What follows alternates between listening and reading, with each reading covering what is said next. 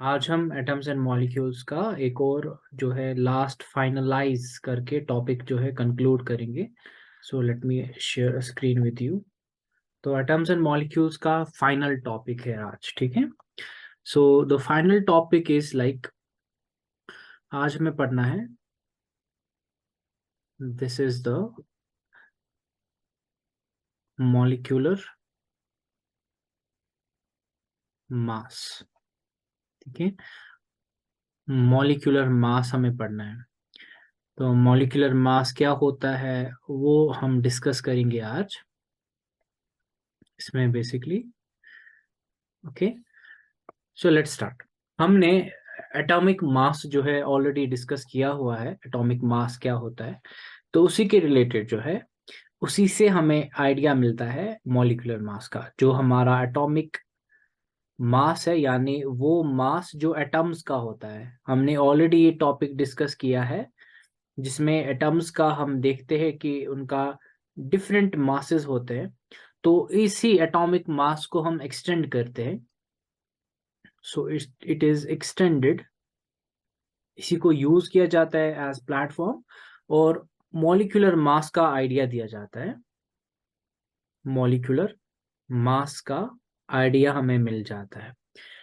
Atomic mass basically means the mass of atoms. Now what is the molecular मास? एक molecule जो चाहे कितने atoms का बना होगा, सेम टाइप के एटम्स का बना होगा या डिफरेंट टाइप के एटम्स का बना होगा, so that is basically a molecule.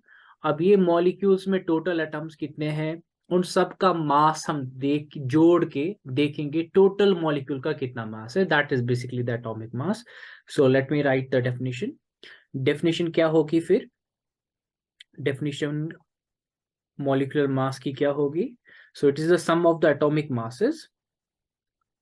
It is the sum of the atomic masses of all the atoms, all the atoms present in a molecule। यानी एक मॉलिक्यूल में टोटल कितने एटम्स है, उन सब का मास का सम जब करेंगे हम, तो इसी को हम मॉलिक्यूलर मास कहते हैं। For example, if we talk about, एक एक्सरसाइज कर लेते हैं। So if we are set like calculate the relative mass of water। अगर हमें पूछा जाएगा कि मॉलिक्यूलर मास ऑफ वाटर कितना है, या इसको कैलकुलेट करके दे दो, तो इसको कैसे किया जा सकता है? मॉलिक्यूलर मास का कॉन्सेप्ट ये है कि जो जितने भी एटम्स एक मॉलिक्यूल में प्रेजेंट होंगे, ठीक, तो उन सब का मास हम ऐड करेंगे तो टोटल मास, उसको हम मॉलिक्यूलर मास कहते हैं। तो वाटर का फॉर्मूला बेसिकली क्या है? H2O। So H2O. So this is water. अब इसमें कौन कौन सा एटम प्रेजेंट है? So hydrogen और oxygen. इसमें है हाइड्रोजन, इसमें है हाइड्रोजन, और उसका एटॉमिक मास यानी एक हाइड्रोजन एटम का कितना मास होता है? 1 यूनिट, ठीक है। ओके, ना एक और एटम इसमें प्रेजेंट होता है, दैट इज ऑक्सीजन। ऑक्सीजन भी प्रेजेंट है, और ऑक्सीजन का हमें पता है दैट इज 16 यूनिट्स, ठीक है। ऑक्सीजन का 16 यूनिट्स है। तो अब टोटल मिला के टोटल मास कितना बन जाएगा एक मॉलिक्यूल का? टोटल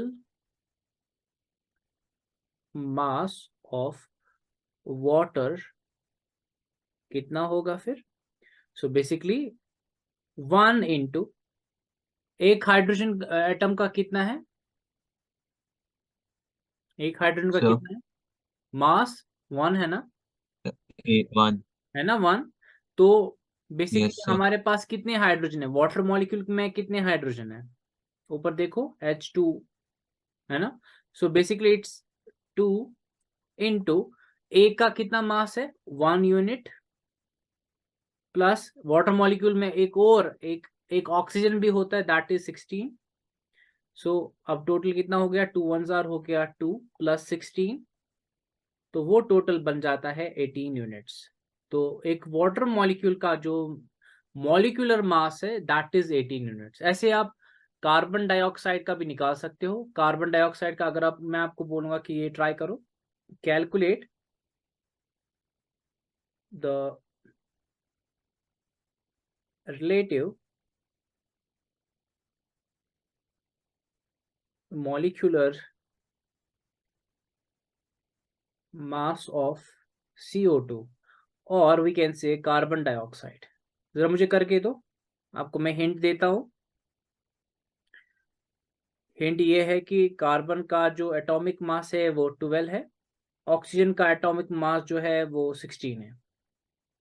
करके दे दो। नहीं, ऑक्सीजन 2 है। हाँ 12 + 16 + 16।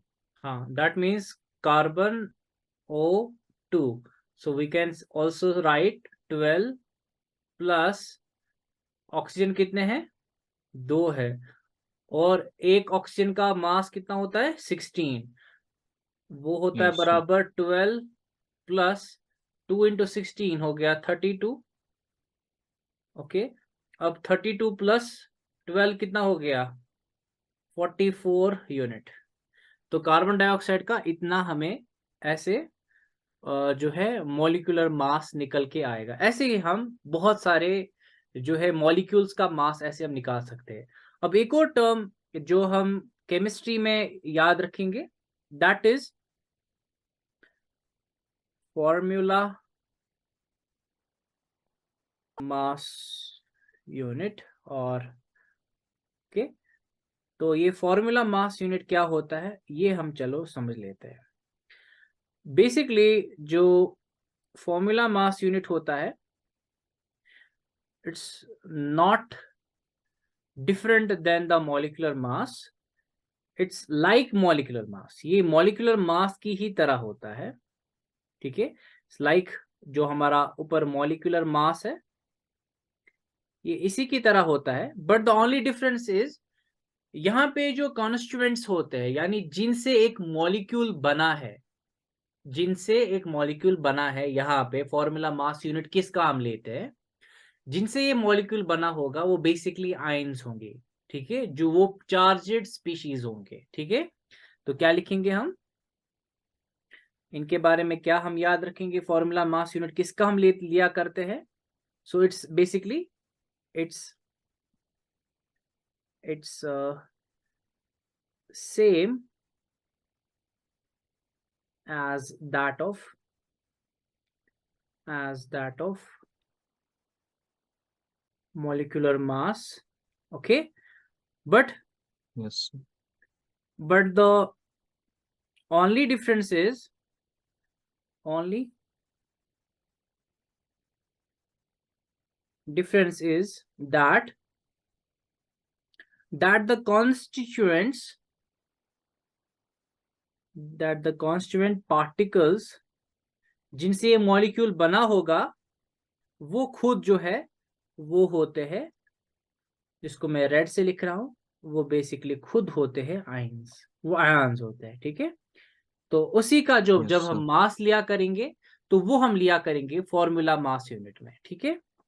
तो इस पे यस एग्जाम्पल सर। मैं आपको एग्जाम्पल दे सकता हूँ। एग्जाम्पल हमारे पास है, जैसे बहुत बार हम कॉमन सॉल्ट की बात करते हैं, जो हमारा घर में नमक होता है, कॉमन सॉल्ट जो हमारा होता है, वो बेसिकली हम केमिस्ट्री में उसको हम कहते हैं sodium chloride.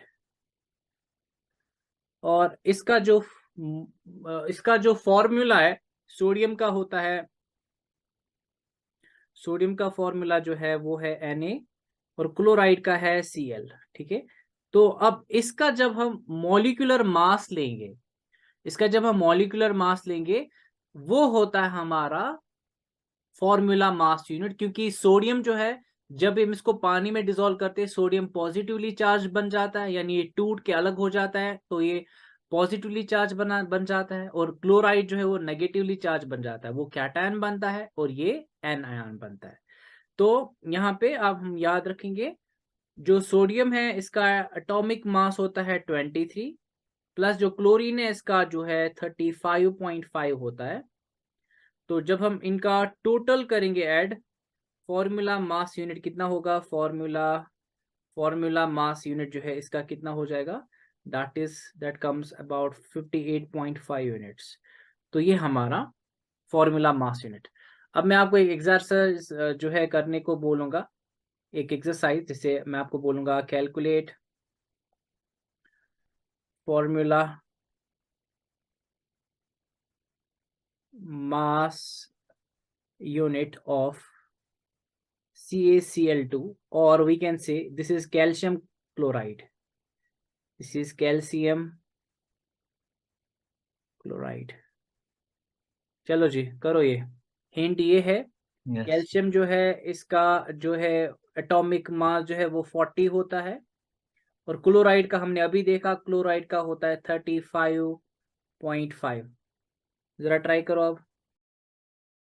CaCl2. Sir, 40 plus 35.5 plus 35.5.